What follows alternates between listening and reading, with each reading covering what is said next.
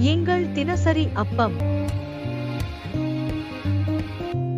தளர்ந்த கைகளை திடப்படுத்தி தள்ளாடுகிற முழங்கால்களை பலப்படுத்துங்கள். ஏசாயா 35:3. பிரியமானவர்களே, கர்த்தருடைய தீர்க்கதரிசன வார்த்தை சொல்கிறது, தளர்ந்த கைகளை, பலவீனமான கைகளை திடப்படுத்துங்கள். தள்ளாடுகிற முழங்கால்களை திடப்படுத்துங்கள். சூழ்நிலைகள், போராட்டங்கள், உபத்திரவங்கள் நிமித்தம் தொய்ந்து போய் நெகிழ்ந்து போய் இருக்கிறீர்களா? கலங்காதீர்கள். தொய்ந்து போன உங்களை ஆண்டவர் உயிர்ப்பிக்க போகிறார்.